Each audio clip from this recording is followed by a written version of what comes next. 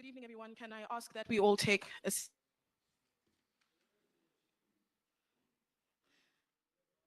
Good evening and welcome to our Herald Community Dialogue today. Today we are discussing history, heritage, and the preservation of historical sites in post-apartheid South Africa. We are asking the question today of whether or not the continued funding of these projects is justified. My name is Nkakanipho Mahlangu and I will be today's facilitator. I'm not going to spend too long speaking. I'm going to introduce our panelists who are going to help us wade through the debates of today's topic. Firstly, we have Lynn Holler of the Mandela Bay Heritage Trust. We have Uluzuko Mbumbulwana, who is the SRC Transformation Officer at Nelson Mandela University. We have Ukhanya Ngisha, the Regional Chairperson of the EFF. We have Uandile Lungisa, who is an ANC NEC member and the head of Africa Natural Resource and Subsoil Heritage. And I hope we are able to bring in our fifth speaker, who will be Ukhanya Onwandwe, who is a historian and cultural expert. To kick us off today, I am going to call upon Lynn Hedler of the the Mandela Bay Heritage Trust.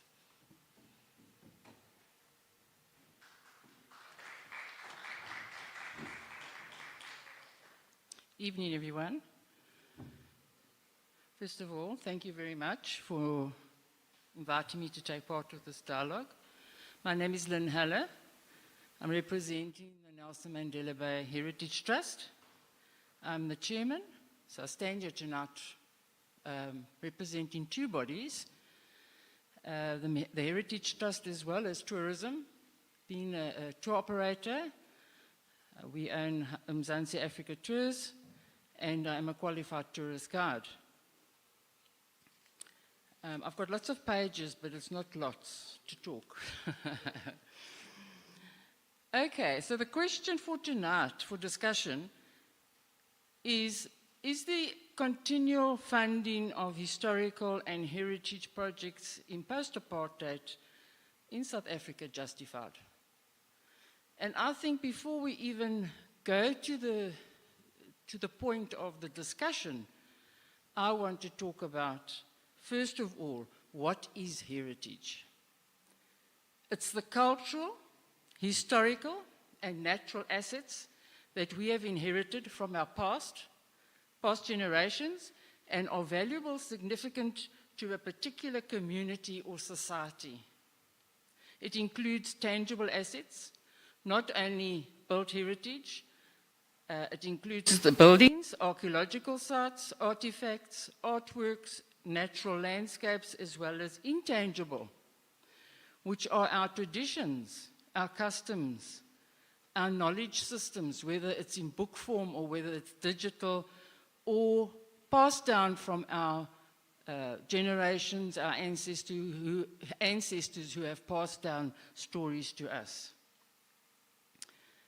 I have a 95-year-old aunt, 96 actually, and the stories that she tells me of early Port Elizabeth and her way of life is something you would never find in a book or online. I can tell you that now. So the stories are important. Collective memory, identity, and cultural legacy of a group of people, and it plays a crucial role in sharing their sense of belonging, the understanding of the past and the visions for the future. How can we know what our visions are if we don't know what our past is? And why is heritage important? Let's run through them quickly. Cultural identity. This represents shared history, traditions, and values. Preserving helps strengthen and maintain our cultural identity and provides a sense of belonging for present and future generations. Education, knowledge, heritage sites, artifacts, and traditions offer valuable educational opportunities. If we have no heritage, we can't educate. What I've learned since I've been in tourism and heritage is more than I ever learned at school or at any time up to 2001 when I came into tourism. Never in my wildest dreams would I have known what I know today. And that's because of heritage and history. They provide experiences into the past, allowing us to learn from our ancestors. It helps us understand and appreciate the diversity of our different cultures and human experiences. Let's talk about tourism and the economy. The contribution of tourism in South Africa to the GDP is at the moment 3.5%. It could be far more, but we need to look after our heritage. It benefits not only the hospitality sector, but to various economies, and creates job opportunities throughout the business sector, as well as the generating and supporting development in all our communities. It contributes to environmental conservation. Natural heritage, such as protected areas and national parks, play a huge role in preserving biodiversity and ecosystems. By safeguarding our natural heritage, we can protect fragile ecosystems and contribute to our environment. It brings cultures together. It provides a sense of pride for cultures to showcase their communities and therefore promoting understanding, tolerance, and respect among the different groups. Through tourism and training, I have witnessed and experienced this for myself, for all communities. It provides a legacy for future generations. How do our future generations benefit if we don't preserve heritage? It helps us all to appreciate the richness of our cultures as well as the historical and natural legacy. It allows future generations to connect to their roots and to understand their own heritage and contribute to its continued preservation. So before I finish off now, I would just want to run through those titles quickly. Why is heritage important? Cultural identity, educates, important for tourism and economical development, contributes to the environmental conservation, provides a legacy for future generations, and most important, it brings our cultures together. So therefore, I personally believe that preserving our culture is essential for our society as a whole. Thank you very much.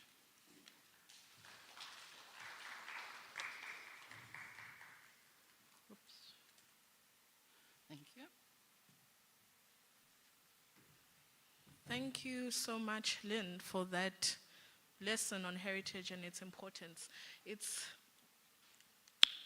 quite great that we are able to have today's dialogue in the South End Museum, which itself plays the role as an important site of the preservation of a history that was erased by the apartheid dispensation. We know, however, that despite all of the good elements of heritage, within the higher education space, the question of heritage, the question of which icons are celebrated and for which reasons, by which institutions, has become a very prolific question. And so in that context, I want to call upon Uluzuko to share his own views. Thank you.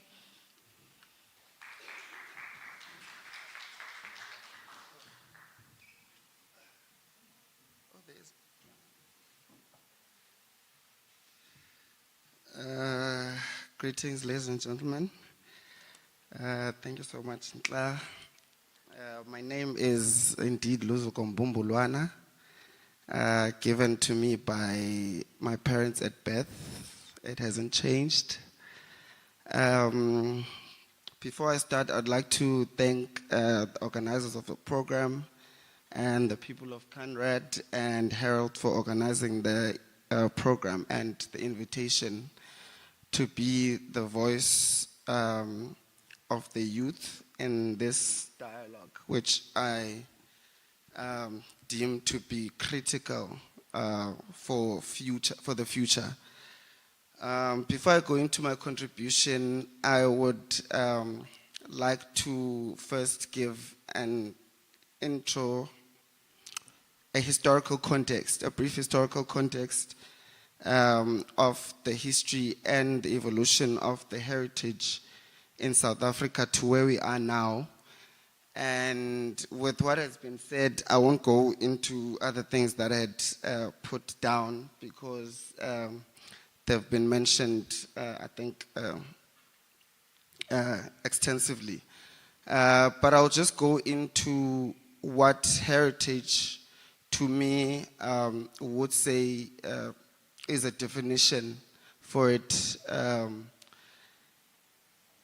It's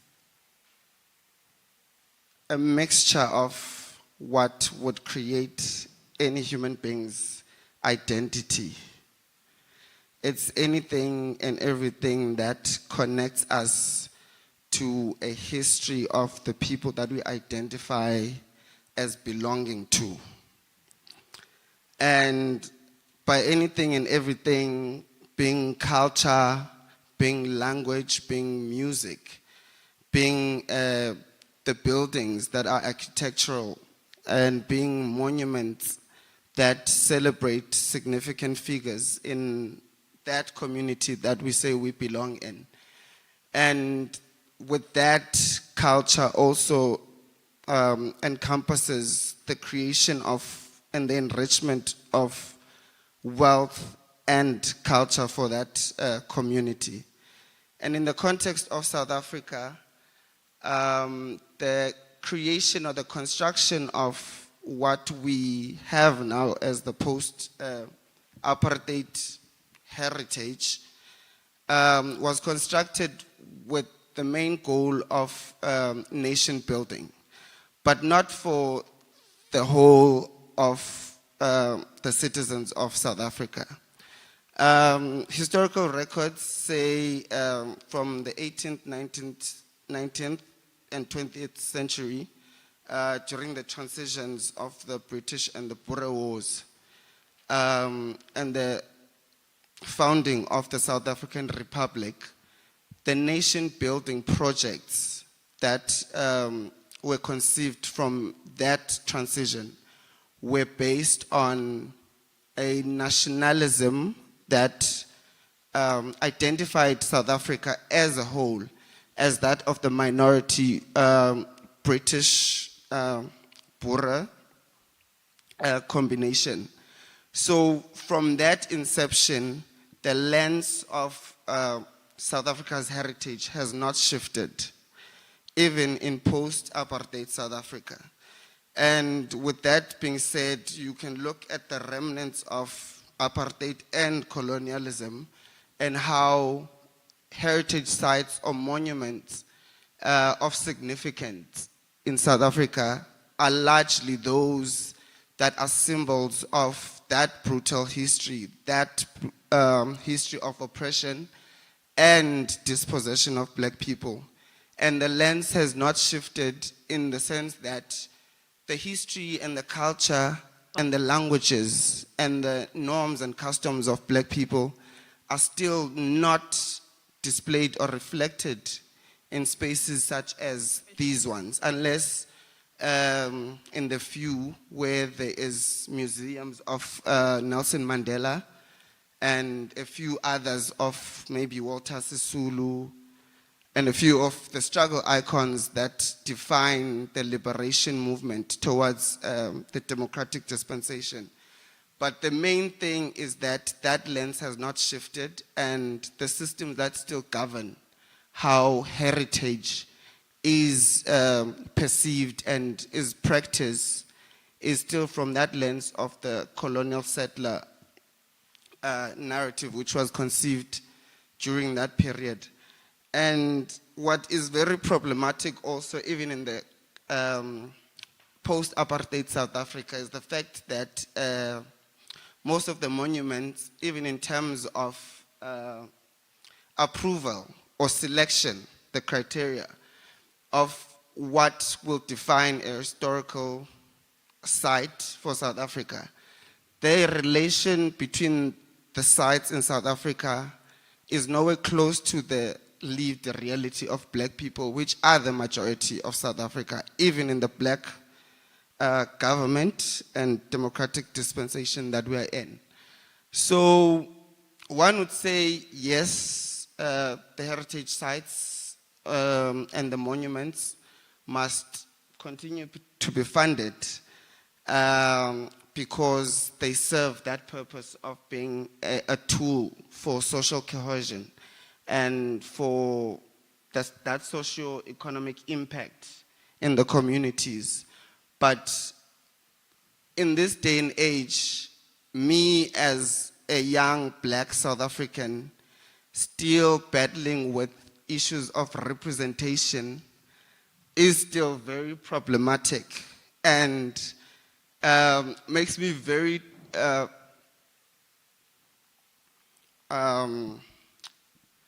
what's the correct term? It makes me very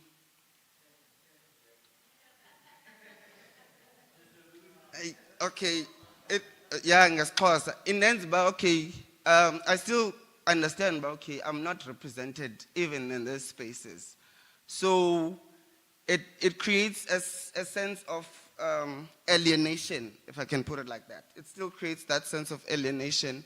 And if we say we are in a post-apartheid society and young people of South Africa are still battling with issues of alienation and racism and resentment between different cultures and different societies, then I don't think we can say even these spaces or these sites are doing what they're supposed to be doing. Because we're still in the same position and we have not shifted. And with that, what I've realized also in the 10 years of many discourse that have been had with the fees must fall and the roads must fall, those came from the young people that were disgruntled by feeling alienated in spaces such as the university community, which we know were also built for certain kind of people that came from a certain kind of environment for a certain kind of purpose. So us in this environment, we still feel very alienated and we still feel very impoverished. I don't know if I can put it like that.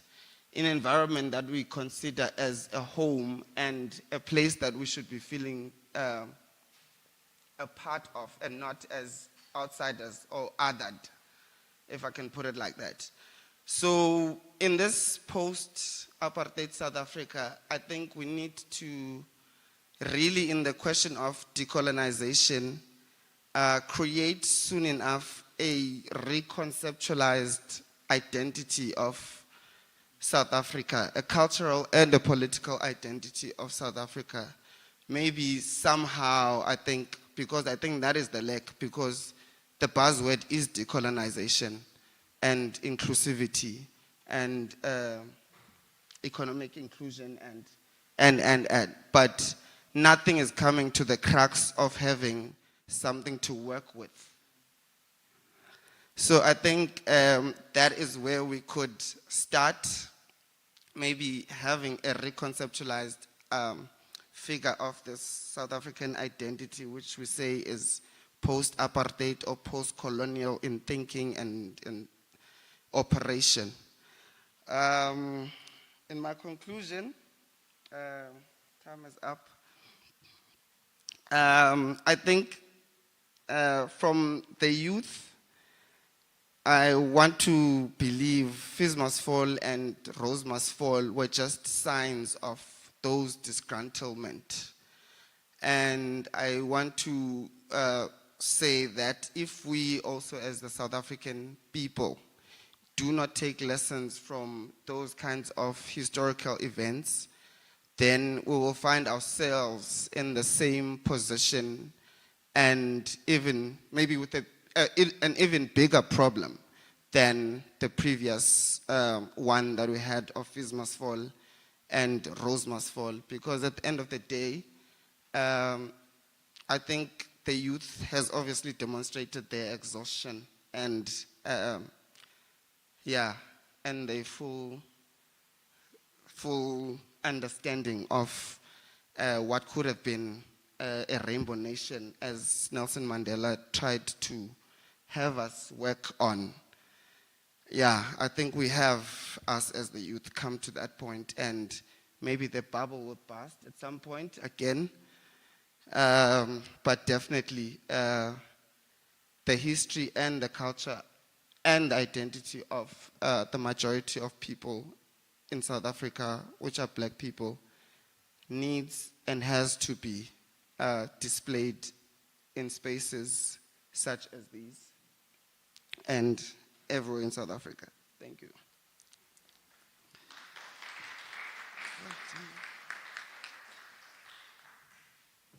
Thank you so much, Luzuko.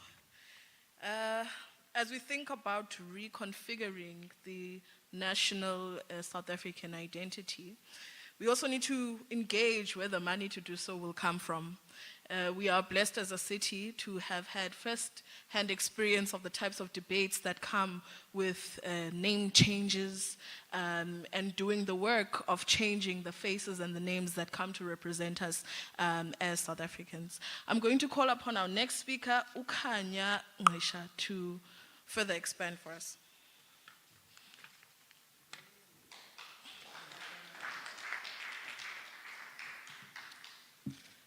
Thank you very much to the chair of the session. I just want to give a pre-warning that I'm going to speak truth.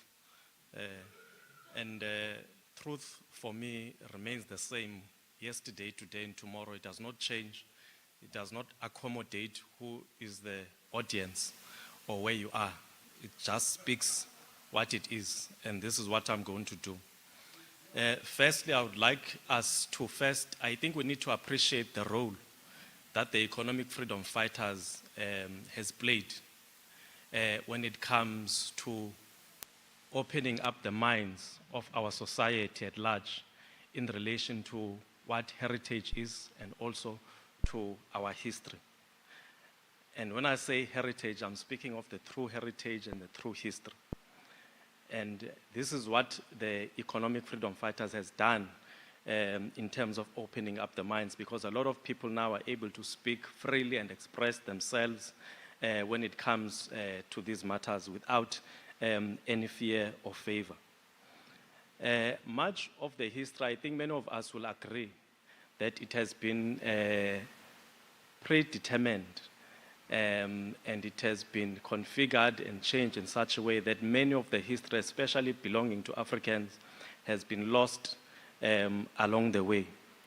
And so one would have thought that upon the commencement of the new dawn of democracy, we had claimed the right to self-determination. But unfortunately, it seems that we still have not done that. I will go further and give perhaps just a few examples, maybe two. It is a known fact, and it is an undisputed fact, that Africa was colonized. And it was colonized through terror, through violence, and through means of genocide. It was divided, and borders were created to divide us as Africans. So that if you want to move from South Africa to Lesotho, or from Lesotho to Zambia, for instance, you have to produce what you call a passport, which is in actual fact a dompas, but they just created the word passport just so that it can be beautified and sound very nice when you speak to people. Because in a true essence of the fact, there's no African that can ever be a foreigner in Africa. Because Africa is one continent that was colonized by the colonizers using means of genocide, and were divided like that. Hence, you'll find people that are speaking Sotho in South Africa, you'll find them even in Lesotho. You'll find Tsonga people in South Africa, you'll find them in Zimbabwe. These are people of the same culture, but they've been subjected to living in different countries. The second example I will make, it is the discovery of Victoria Falls. Victoria Falls was discovered in 1855 by a name called David Livingstone, a person who was deployed by the British into our country called South Africa. Much is left out in terms of maybe the terror that he inflicted upon those people. But we are told by the colonial history that he discovered Victoria Falls in 1855. Now, anyone with a mind will begin to understand that that cannot be possible. Because from 1855, you mean to tell us that there were no people that saw that there is a waterfall that is in Zimbabwe, that is at the border of Zambia and Zimbabwe, that is existing. But because the oppressor wanted to conquer our minds, they continued and they started a process to name these places to create some form of heritage for themselves, whilst at the same time slowly but surely exterminating any sort of heritage for ourselves as African people. Now I'll take you closer to home, which is here in the metro. The name Port Elizabeth, for instance, it is a foreign name. Elizabeth never set foot here in Port Elizabeth. Someone was deployed and they just decided to name the place a Port of Elizabeth. And it was named such to oppress us so that we continue to think in this manner of a conquered people. Now the ruling party, how long did it take for them to change the name Port Elizabeth to Gqeberha? Took them 25 years to do that, to realize and finally change it to Gqeberha, which would be a name that would identify with the majority of the people that stay within this country called South Africa. Because Port Elizabeth it's a heritage for who? It's a heritage for the minority. It speaks nothing about the majority of the people living in this country.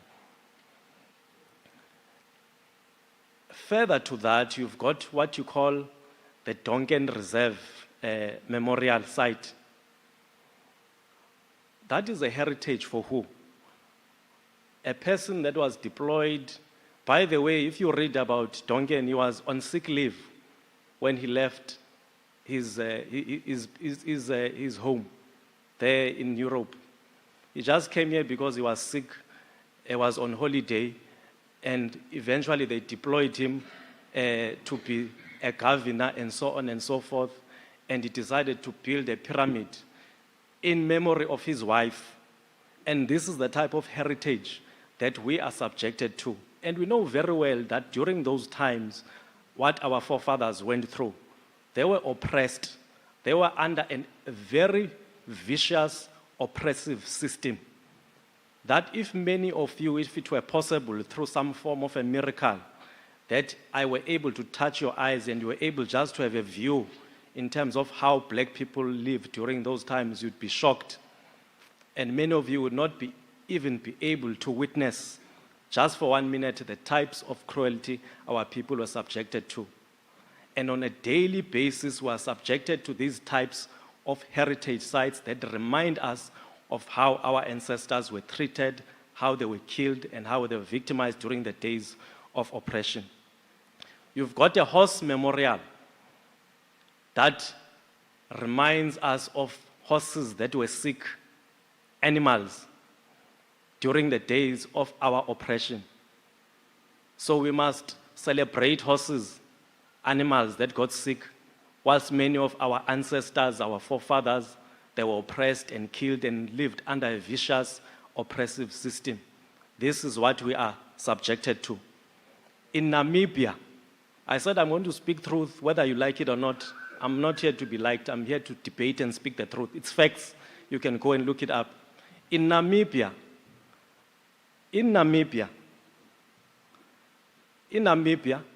Van Trotter killed 80,000 people. He was commissioned to do that. And what did they do to create a heritage for Van Trotter in Namibia? They created a statue in a very famous place by the museum with him on a horse with a gun to celebrate the slaughter and the murder of over 18,000 native people of Namibia. These are the types of heritage sites that we are subjected to. And we are going to speak that we are tired of these types of heritage sites and that our heritage must speak of the identity of African people as a whole. They must not remind us of the pains that we went through, but they must remind us in terms of who we are, in terms of being Africans. Now, in 2016, the EFF was very vocal in terms of the statues must fall. In 2015, there was a guy called Maxwell in UCT who was an activist who went to the Cecil John Rhodes, a murderer, by the way, because he was a slave owner. He was a slave owner, it's a fact. He enslaved people, oppressed them, and made them to work in mines. And when he died, he left that wealth to the Oppenheimers. It's fact, it's history, it's there. So the removal of statues was an active program because a lot of people started to realize that these types of heritage sites and statues do not identify with us. They remind us of the pains. And the heritage is not meant for that. It must be able to embrace all of us. It cannot be at our expense. We cannot have a donkey memorial at our expense. We cannot have horse memorial at our expense. We cannot have a name of a city called Port Elizabeth at our expense. We cannot have a statue or a university called Rhodes University at our expense. We want to be free, mentally, economically, and otherwise. When we walk down the streets, we cannot be subjected to the pains of our forefathers. So what we are saying is that all these heritage sites that remind us of the pains, what of our ancestors went through, they must be removed with immediate effect and that they must be stored away in some place there where people can be able to go and view them. And other sites and statues that are relevant to us can then be created and they can be funded through that type of a model. Heritage for Africans, I can tell you now, it's land. That is where it all starts because land is the nucleus of all economic activity. We affirm and we say that we want land to be transferred to the ownership and to the custodianship of the state in the same manner in which all minerals and petroleum resources were transferred to the ownership and custodianship of the state as per the Minerals and Petroleum Resources Development Act of 2002. It was done with minerals and petroleum resources beneath the soil. It can be done with land. Don't worry about these mining companies that are mining, they're given licenses and so on and so forth. But the fact is that it is done. And that is where the true heritage of our people is. Because we know what land means to us. Land means the economy. Land means the true heritage and the history of our people as Africans. Thank you very much.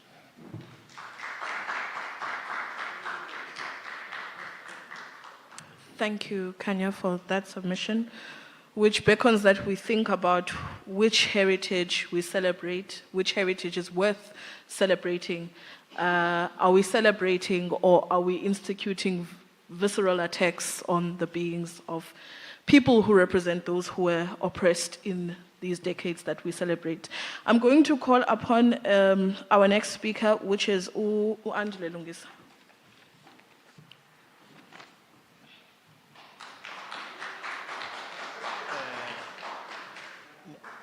Thank you very much, Program Director. Let me also greet my colleagues who are part and parcel of the panel, the leadership of the Nelson Mandela University, and the leadership of our local newspaper, Herald. Also, I'm happy to be in this venue, which is a historical museum here in Nelson Mandela Bay. in a city which is called Gqeberha. Gqeberha is also a historical name. I'm happy. Let me also greet the audience who have attended the session. Yes, if you talk about heritage in South Africa, it is a complex topic. I think I will try just to put it in the proper historical perspective to give the evolution of history in our own country, also in the African continent. I will do that, program director, within 10 minutes. As we're sitting here, we practice different cultures. We speak different languages. It is because of our own heritage. Any nation, in order to succeed and survive, is a preservation of heritage. That's why we're saying the topic is very important, that we must teach the future generations about our past, about our current heritage, which we must be able to preserve for the future generation. I think is very important, this dialogue, to be able to share ideas. In this country, I think our colleagues, I won't go to issues that they've raised, that this country have evolved. Yes, the people who settled here in Africa, also here in South Africa, it was Africans. When we talk about Africans, we talk about Africans in totality, not in terms of their own tribes. They were Africans. Others, especially in the Cape where was sitting, this area was dominated by the coins, by the Khoisans, which later in the history books, they were called different names. But post-1994 were to bring proper names, that they are Khoisan.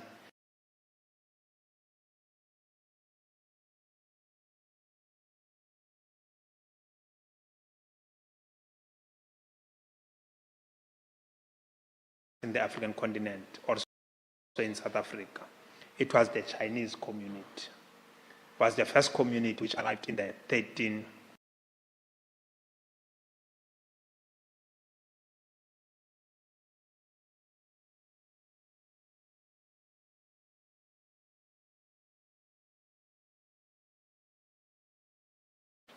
It was the first community when we had the biggest empire in Southern Africa, which is called Mapungubwe. We created as Africans with that community, which was a Chinese community. Later, after the Chinese community, in the 15th century, another community then arrived, which it was a Portuguese community, which was led by Dias, which also arrived in the Cape. We also created with that community for a period of 65 years, up to a level where another community arrived, which they've arrived in 1652, which was led by Jan van Riebeeck, which is called, it came with the ship, train company called the East India company, which arrived. That's the third community which arrived in the African community.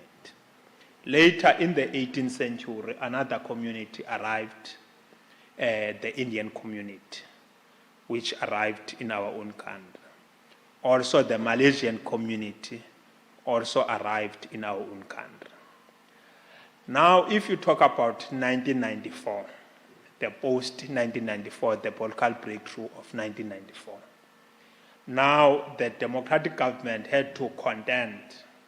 That is why if you go to the ANC, which I'm part of, I'm a member of, if you go to the ANC, it then in the evolution, when it was established, it then developed a document which was called Strategy and Tactics.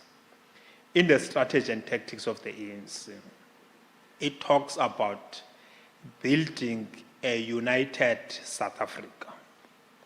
a non-racial South Africa, a non-sexist South Africa, a democratic South Africa, because it understands the evolution of these societies. It understands the evolution of these communities. That is why even the Freedom Charter, the document of 1955, it talks about building a non-racial society. That's why there will be a strong influence in the constitution of our country, which was adopted in 1996, after 1994. It talks about a diverse community. If you go to other countries, we talk about what is called, South Africa is a secular country. It embraces all cultures. It embraces all heritage. It embraces all histories of these communities. It's what we need to contend with. As the younger generation, it's what we must be able to build. That in this country is not like before 1994 or is in the 16th century. We'll have to adopt that we will live side by side. We will die together. We will bury one another as one community. That is a community which we are trying to build. That is a community which we are trying to promote. Yes, we are saying as we are building this community, there are limitations. We are not at the same level, but we must be able to work together to empower one another. That is why we'll talk about the economic reforms in our own country, where we're saying we must be at the same level. But we'll be making a biggest mistake if we'll do away about all these symbols. Because all these communities, when they arrived here in the African continent, in South Africa, they had their own symbols. Those symbols, they are part of our own heritage, which they need to be preserved for future generations. Because if we do away with all the symbols, those symbols will then disappear. We won't be able to interpret our heritage correctly. It's what we must be able to do. We must be able to interpret our heritage correctly, because we are a diverse community. We must never wish that where we'll be able to promote it that we are not a diverse community. We'll be promoting something which is not there, because this community arrived with their own symbols. But I agree that the symbols which must be able to be dominant, which they must be able to dominate, is the symbols of Africans, which have been neglected for centuries, for decades, which must be able to be promoted, which must be able to be visible all over the country. I think it's what we must be able to do. What we must talk about is to strike balance in terms of our own heritage. The last issue, which is part of the topic, is in relation with the funding. I think we must be able to encourage. Yes, I'm not like defending the government. The government have been trying to preserve the historical sites, but it will never be enough in terms of funding. It also needs civil society. It also needs business community. As the Herald newspaper is doing today, and the Nelson Mandela University, because it's part of the broader agenda, is also an attempt to make sure that our heritage is preserved. If you talk about the heritage, I won't go, Mama, to what we've raised in terms of music, in terms of language, in terms of the indigenous knowledge systems, which must be impacted from one generation to another generation. It's what we must be able to do. I think I agree with Kanya on issues of economy. We are on the same level. That the question of the issue of the South African economy, it needs to be democratized. We cannot have a situation where Africans, they are paupers in their own land of birth. There must also they must also own the means of production in this country. I think that agenda we share the same sentiment on the question of economy. But on the question of heritage, all of us, we need to preserve our heritage. It must reflect all sectors of society in our own country, as I've highlighted, which components of society which came to our country. Now, we must be able to live together. Since without being long, that is a summary. I try just to summarize. Thank you very much.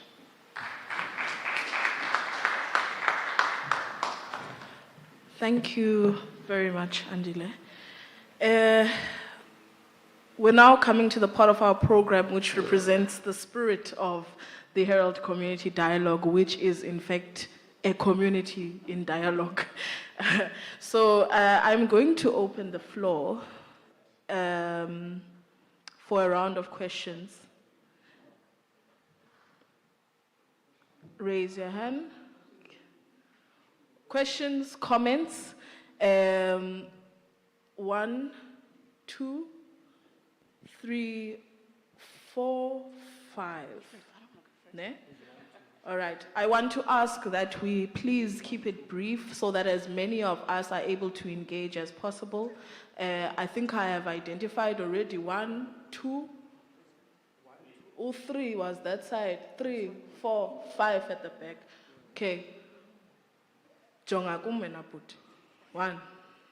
There we go. Yes, Hi, you. Hi, thank you so much to the speakers. That was an incredibly interesting talk, and everybody raised some very important questions.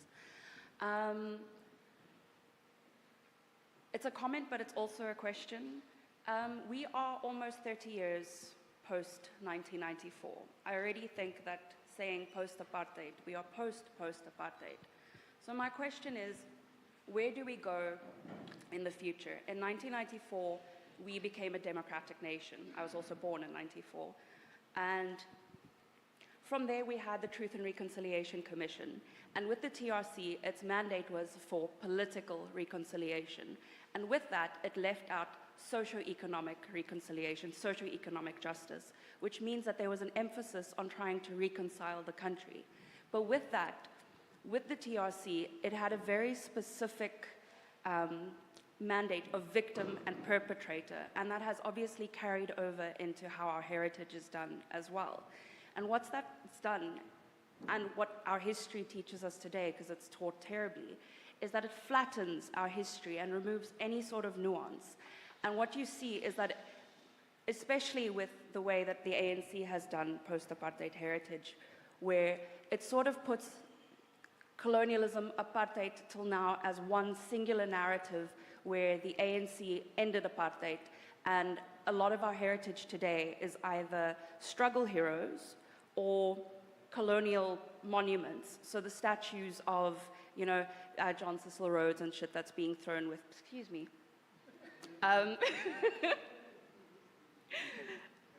all of these are problematic because they're still erasing ordinary people. They're still erasing groups that aren't part of the ANC. And what this does is, sort of with people becoming disillusioned with our current government because of all the corruptions, the failed promises. Sorry, I know I'm supposed to keep it brief. It's very difficult. Disillusioned.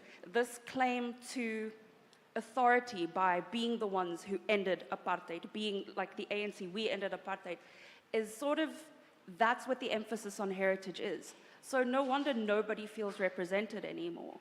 And then the other hand of that, what is the future of heritage? Sure, you want to remove funding, but then what about places like South End Museum who actually mean something to their community? Sorry, just one last point. And then we have the Red Location Museum, which is right on our doorstep, which has failed, which was supposedly a national site of struggle, but the people there still don't have basic service delivery. So we know that a lot of our heritage is meant to go to tourism, but it's still, even the tourism that we have in the city doesn't benefit anybody. Communities aren't being benefited from this. So, yeah, anyway, I just wanted to... Thank you very much. Yeah. Number 2. Okay, thank you very much. My name is Simpiwe. Maybe I will contribute or maybe ask a question.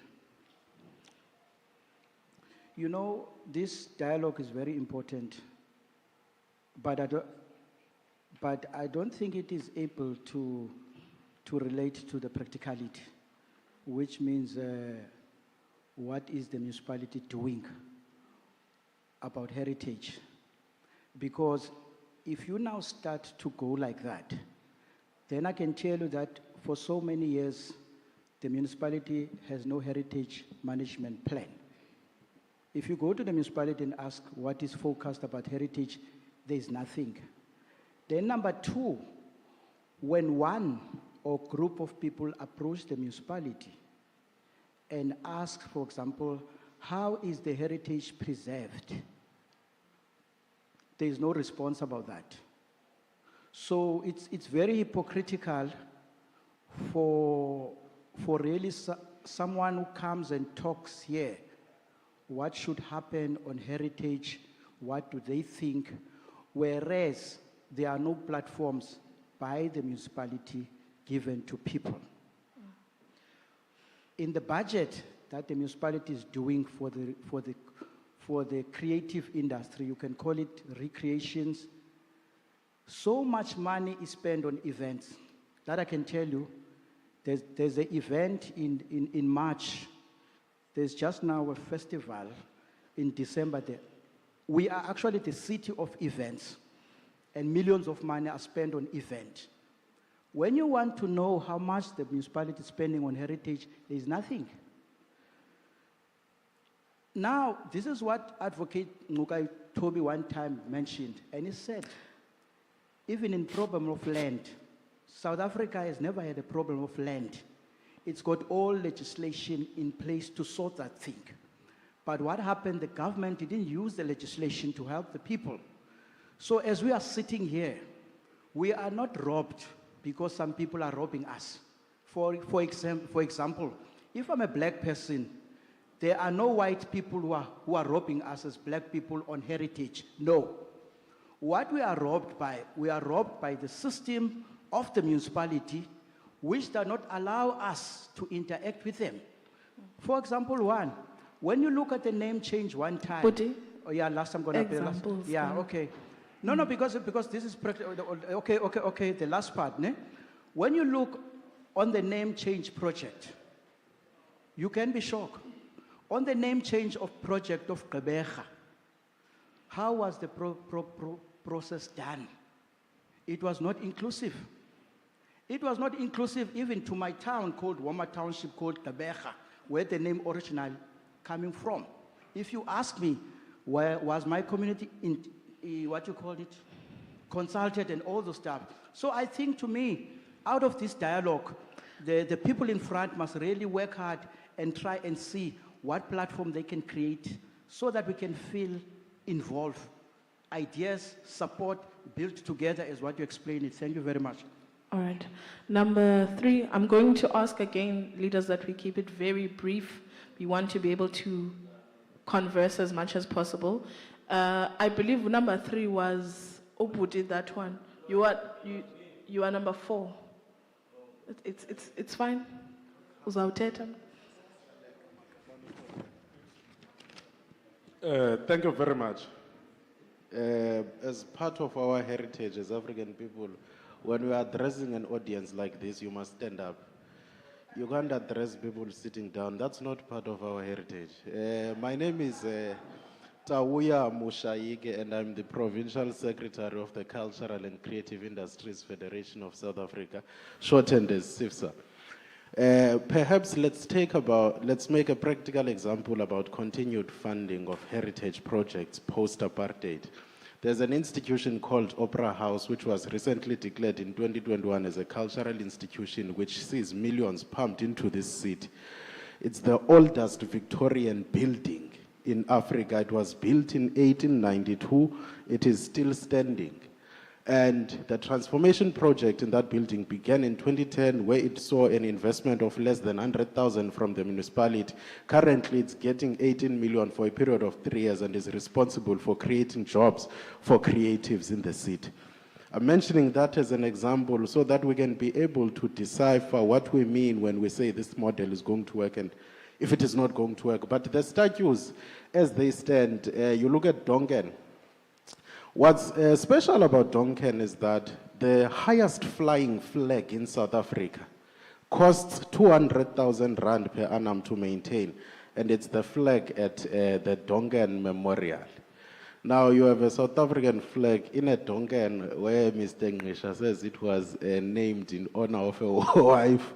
Very funny, but colleagues, I want to say, perhaps what's hypocritical is the heritage community. We must be honest about that. In the Nelson Mandela Bay, you've got the Mandela Bay Heritage Trust. What role have they played in ensuring that the history and the heritage of this city reflects the demographics of this city? It can't be that we speak about these same heritage trails all the time, your Route 67. There's the Sanlam building here in Strand Street where Steve Biko was murdered. And I remember engaging with some of them to say, that building was turned into a social housing, and there's only a small pochana where they are told that you can't use this because it's to honor Steve Biko. So let us be realistic and say the heritage community itself has a crucial role to play in the preservation of our history and heritage. Oh, Mr. MCs, you need to do better, colleagues. Thank you very much. Thank you very much. Number 4, right next to you. Yeah. Greetings to the House.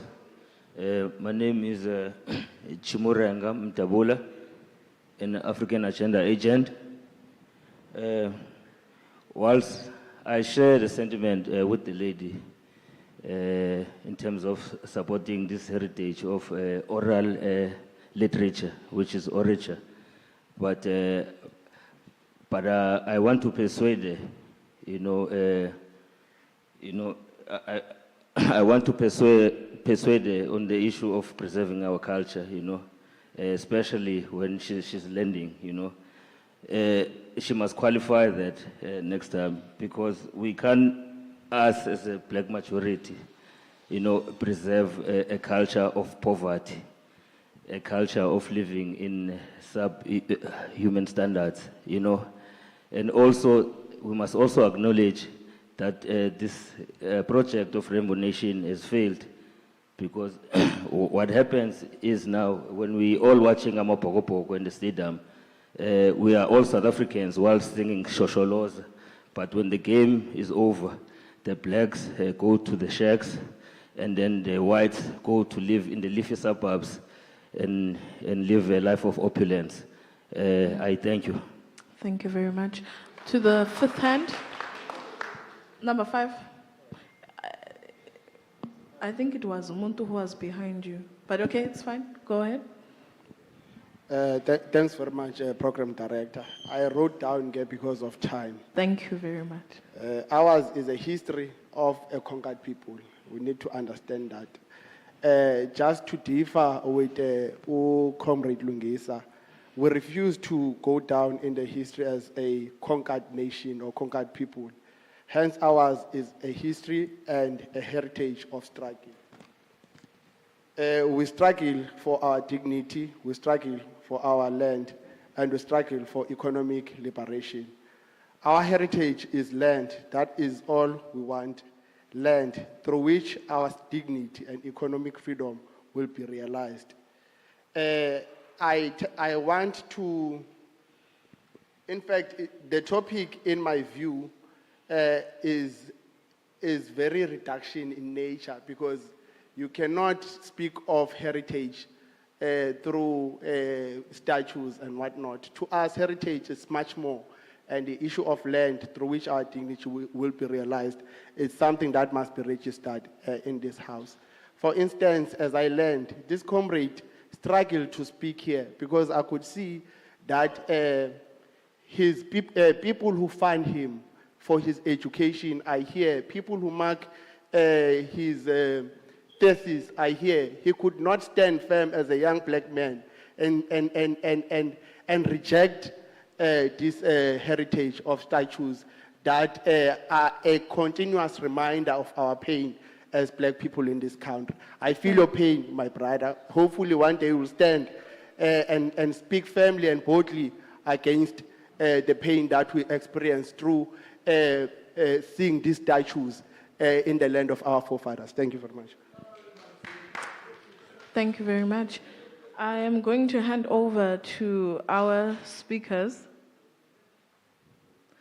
Let's start with Lynn.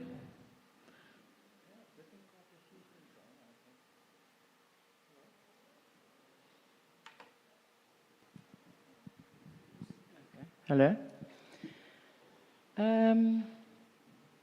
Yeah, I've written down quite a few things here. Let me just get my bearings here. We spoke about our statues and heritage sites that are colonial. I do agree. Where are the indigenous memorials? Where are they? Are they looked after? Are they cared for? Are they looked up to for what they represent? I'm a tour guide and I go through the townships. I went with a student and employee of mine last week into Motherwell. There are sites there that we had to cut out of our itinerary because of the state that they're in. Why aren't they looked after? Those are damaged and vandalized by you people. It's not, we're not damaging them. And as the Heritage Trust, you ask, what do we do? I've been involved with the Heritage Trust since 2009. And it's been an onward struggle to get government to do what is laid down in the Heritage Act of 1999. That's our struggle, behind the scenes. We don't stand in the city centre holding our banners to say, look what we're doing. But we have now reached the stage where we are working together with Eastern Cape Heritage Resources Agency. Strongly and firmly we work together with them, that they now acknowledge that our heritage practitioners and the work that they do, complementary. If you have a heritage building or heritage site, they will help you.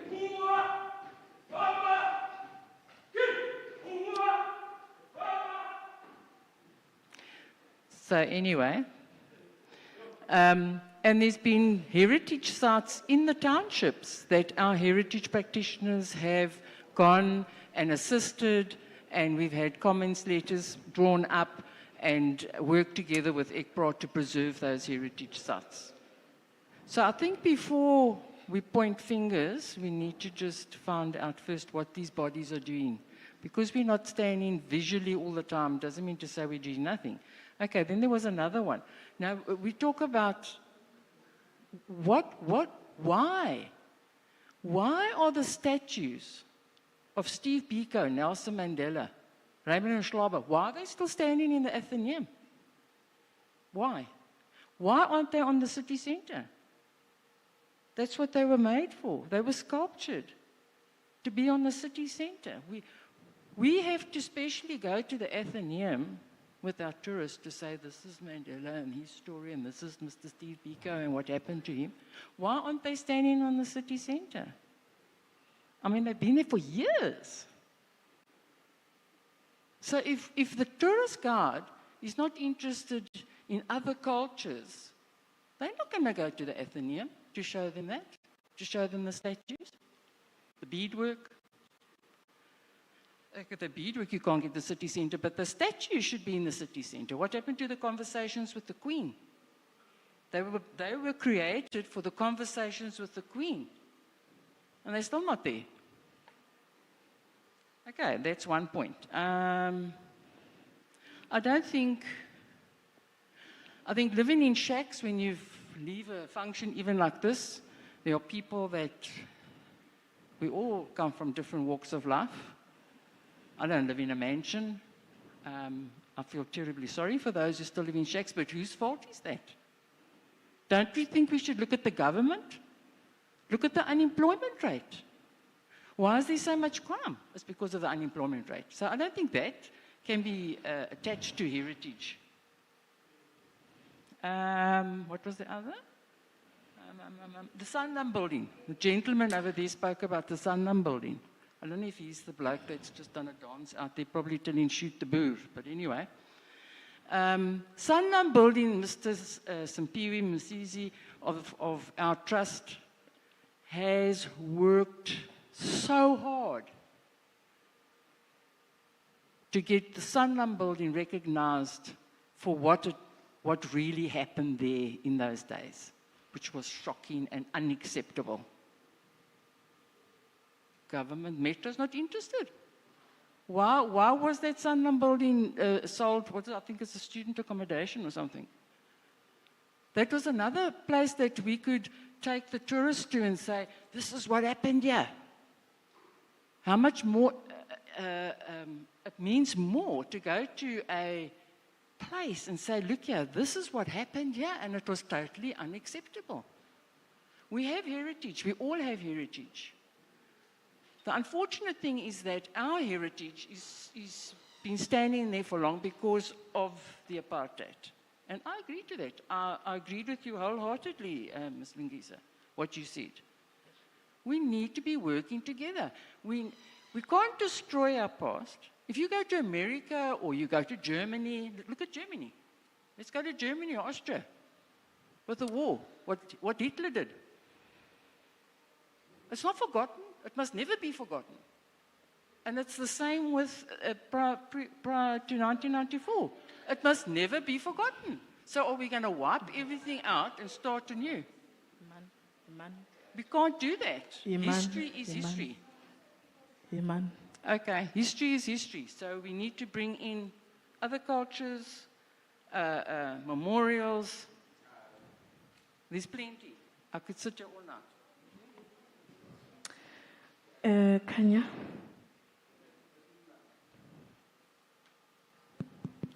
Yeah, thank you very much. I'm just going to be brief and blunt as well. Firstly, the reconciliation process was done on the wrong premise. Let's just start there. You cannot reconcile whilst not dealing with the root of the problem. And I think the lady next to me has missed the entire, missed the boat completely. And that is why you can never really debate on a topic with someone that has not experienced oppression. Because there's no way that you cannot link heritage to the unemployment rate, for instance, of South Africa. It is not through a miracle that black people are the ones that are the ones that are unemployed the most, are the ones that are poor, are the ones that live in shacks, are the ones that live in small pieces of land. It's not, it did not happen through a coincidence. It was manufactured. It was man-made. That is why you have never experienced a shack. It is because you benefited through an apartheid system, which, by the way, was declared a crime against humanity by the United Nations.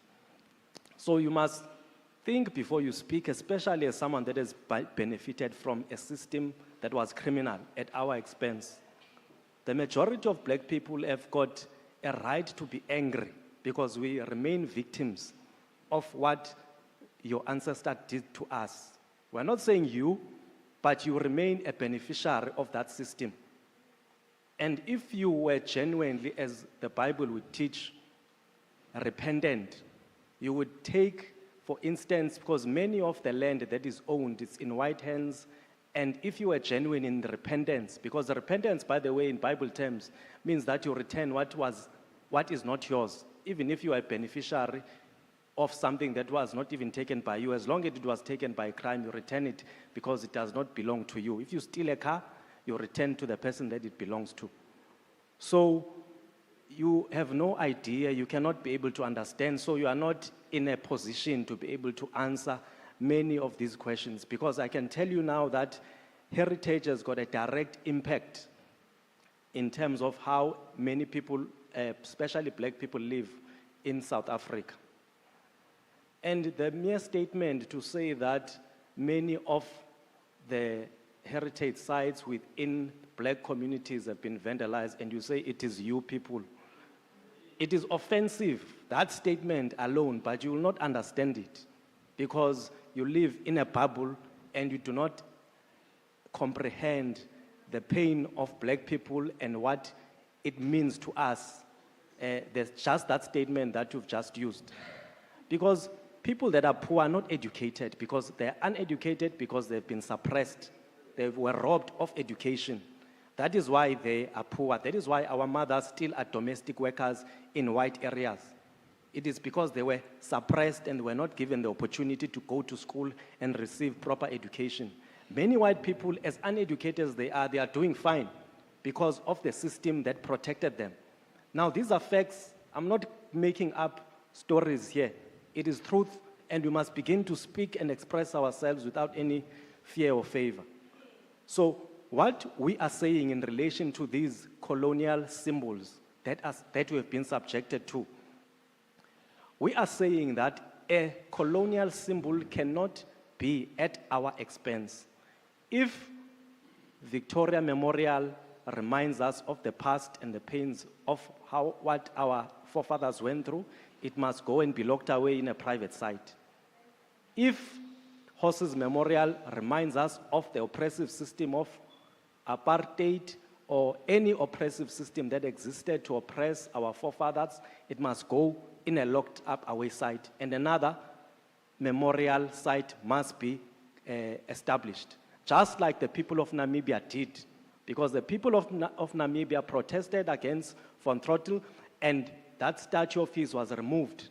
Amongst the heavy protest of those people of Namibia who are at an economic advantage, most of them white, but fortunately the government of Namibia stood firm and removed that statue, which was painful to the people of Namibia and was very arrogant, and replaced it with a memorial that identifies with the cries of those people that were slaughtered by the racist Germans at that particular period of time.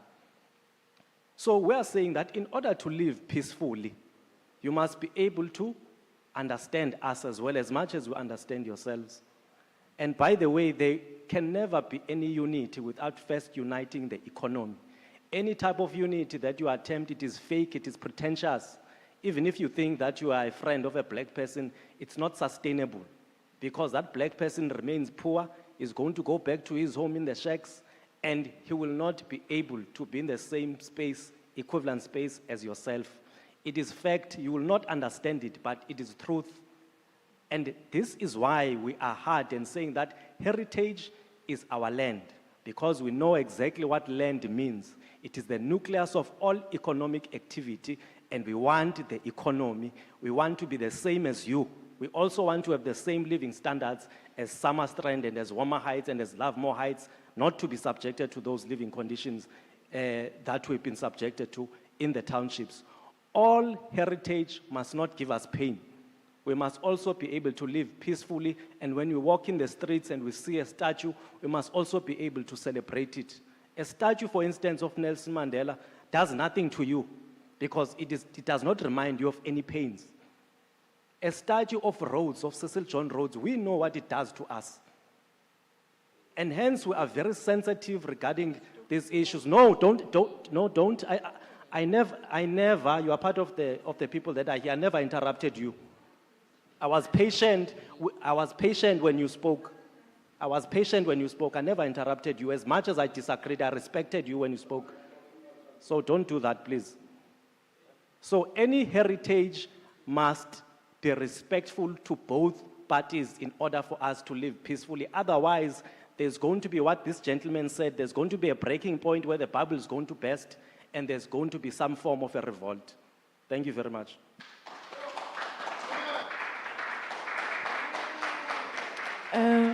Mr. Lungisa.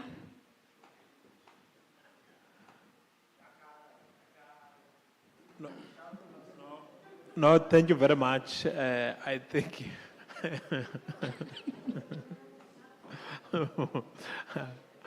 No, I saw a young revolutionary there at the back marching. leaving the meeting. I think, I'm not sure whether he's back. I don't see Comrade Chimu, because he also asked a question. Also, there's also one of our historical colleague from Ekabeja, Woma Township. He also made a comment. Also, the youngster who was a student at Nelson Mandela University also made a comment. I know the student command of EFF. I think the major limitation in South Africa, I think it also relates with our education system, how we're conscientized. Because here there's a topic, history, heritage. Now, the education system does not make South Africans to understand the topic. If you invite South Africans in Mbizo, you've got a topic. South Africans, they'll run away from that topic and speak about everything else which is there. That is the biggest limitations. Even the number of questions, even our own comments, they are not in line with the topic. I don't think the Nelson Mandela University and Herald, a newspaper, they are inviting different speakers on different topics all the time. It's not the first and the last dialogue. I think we suffer from that diarrhea of not understanding the topic. Even if we have Twitter or we have Facebook, you write about sport, people, they won't comment about the topic. They will just come and write their own things. That is the main issue in our own country. We need to channel. We need to channel and conscientize and make sure that people, they understand topics. There's a name in this city. This city is named Kabeja. He comes and complained that, no, my township was never consulted because it uses that name. Your township does not have a monopoly over that name. We can only appreciate that it was named, this city was Kabeja, this area. That's why we're saying let's understand the history properly.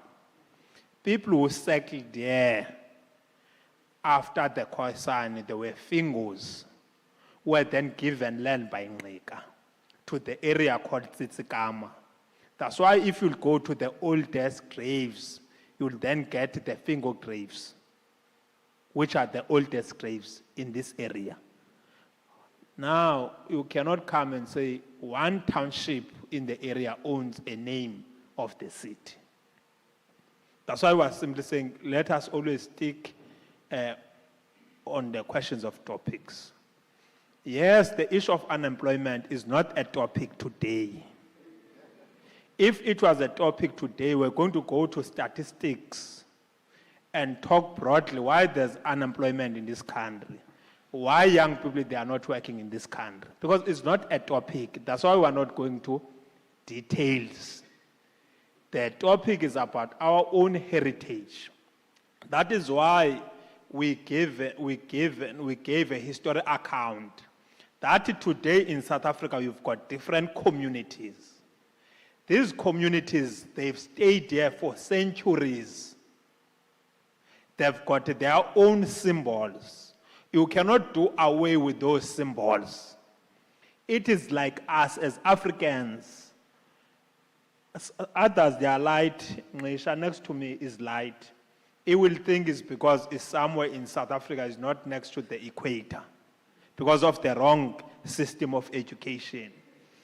Is light because in his own blood, his own community have already mixed. If you trace his own blood, you'll find out there was a white community, there's a mix from his blood. It's not because it's not closer to the equator. That's why we're saying now we need to live together as these communities. But we are saying as we live together as these communities, let us then address legacies of the past. It's what we must be able to do. But we cannot now introduce another apartheid, because it will be another reversal if now we'll do away with all the symbols in South Africa. That's why if you look here, they'll then say is a North End Museum. It then shows the pictures of what happened during the apartheid era in this museum.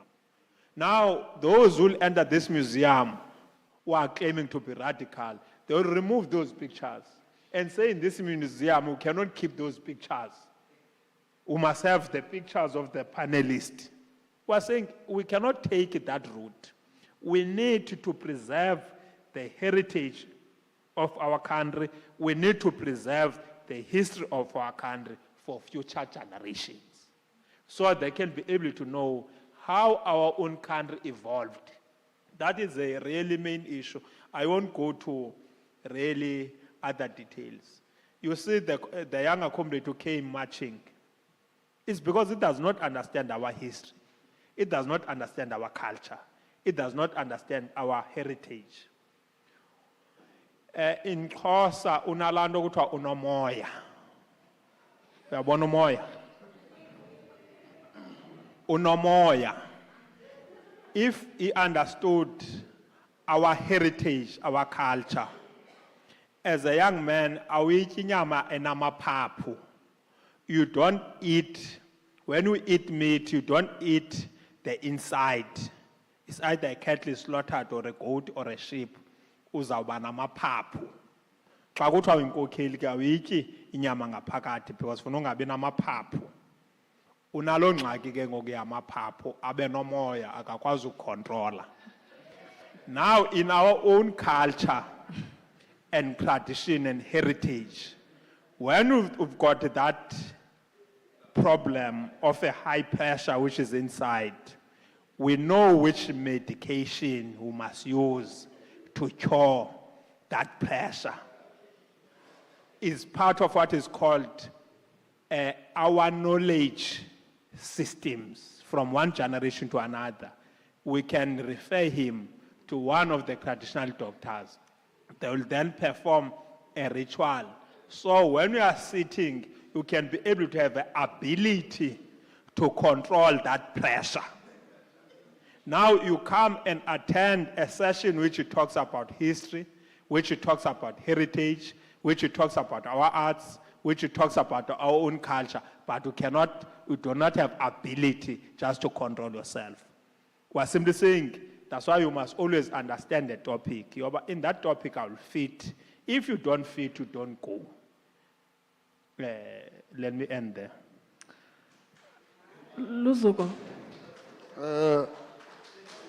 Okay, thank you so much, Ntla. I'm just going to come in to points as Bekiwayo and the questions. Firstly, to try and come in Kule point about all the symbols cannot go. I don't know which of the panelists mentioned, but they need to go, obviously, if they're going to carry and perpetuate that display of an experience which does not bring pleasure to the majority of the people in South Africa or to the actual people who are and were born up in South Africa. So those statues like Paul Kruger, Rhodes, and them, and the friends, they're all cabal of the same boat. They must go. I don't even think they can be reconceptualized in this decolonization project. Those ones specifically, I think they need to go to some dungeon or something. With the questions, there was one about 30 years down the line and what the future of heritage in South Africa entails. From what I could say, I think Nelson Mandela did say that, or did highlight that South Africa has a very diverse heritage, a very diverse heritage that if it were to be given the needed attention, could be used for so much more, such as building this diverse but community of people that actually understand the importance of their diversity, and that diversity meant something to them. But in the current state, that understanding is not there. And I'll go into something that was mentioned by Mr. Ngusha there, that with the inception that I put in that historical context of how the heritage was crafted and the lands having not been moved, the white people in South Africa with that privilege of that crafting have benefited and not come to an understanding of the need for the other people in the same South African environment to have the equal representation, display of their cultures, or even however they interpret their history. There isn't that. Even now in this post-apartheid, there is no sense in the white community to say, and as the madam in the beginning there, the analogy that she was giving, it's nowhere close. 30 years passed with those reconciliation, rainbow nations. There's still no sense of an understanding, not even 50% capacity of understanding of the black reality in South Africa. And that representation, I don't think, is anywhere close. And as I've said, that balloon might just pop again anytime if maybe these nations that are in South Africa do not come to an understanding of what that diversity could do for all of us in helping us move forward, in helping us deal with these issues of crime and whatever, because we do not understand our history, especially black people, because when you read those history books, it will start from when the ships came, but no willingness to actually resuscitate what was there before. So, yeah, the future, I won't say it's bleak, but I'm just saying it like that. And as the lady was saying, that even the bodies, they try to go to government or wherever their needs be, but yeah, nothing is showing. Maybe you guys should go have placards like we do, and whatever is going to, but I don't think there's a possibility there also, because those bodies themselves, if we look at how far we've been, one would say they are also gatekeepers of having not shifted that needle from where it needs to shift, because it's been very long. Even if we blame the government for its slow pace and whatever, we know that the previous system which was designed is still intact. It's still intact, and these balloons will keep coming in until, I don't know. Yes, thank you so much. All right. Thank you to everyone who posed a question or gave a comment, and thank you as well to our panel. To wrap up this discussion, I will end with a comment from our online audience.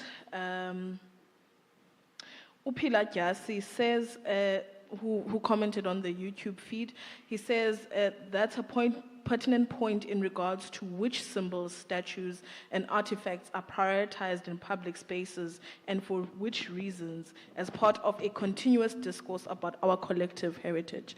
I'm going to hand over to Rochelle, who is going to do the vote of thanks.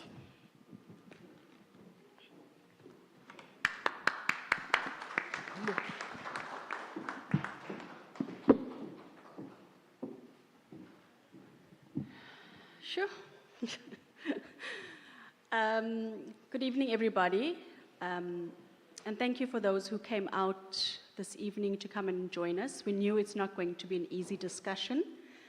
When we sat and we thought about the concept of bringing this dialogue together, we started with the thought of Heritage Day. And what does heritage mean to the very diverse community of Nelson Mandela Bay, and also South Africans at large? What does heritage mean to us? And every one of us have different viewpoints. And I think what we wanted to do is to ensure that those viewpoints are ventilated in a way that is perhaps the most balanced that we could.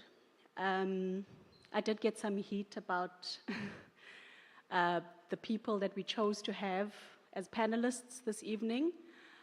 But I think we cannot have discussions with only like-minded people. We've got to have discussions that are uncomfortable, particularly with the history as complex and as painful as ours in South Africa.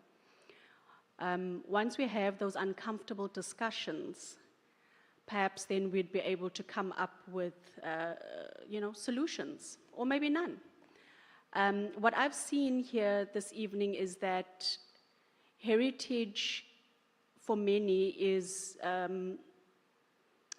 you can't speak about heritage without speaking about painful history, without speaking about race, without speaking about unemployment. And that was very, it was very clear this evening that, there's some that feel that the heritage hallmarks that we see in our country are not representative of the majority in our country. But what does transforming that look like? How do we find expression of that in the places where we live? Is it statues? Is it museums?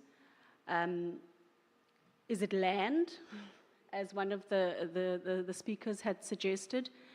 To many of us, it's different, but I think it's important for us to start having those discussions because we all live here in our city.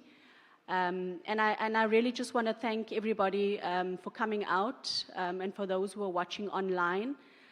Thank you for participating, those of you in the audience this evening. Thank you so much, Program Director. I know it seemed a little hairy there, but it's okay. That's what dialogues are all about. I'd like to thank the Nelson Mandela University for the continued support and partnership with the Herald in having these important discussions. Thank you to everyone who's come out this evening. Have a great evening further and be safe. Thank you.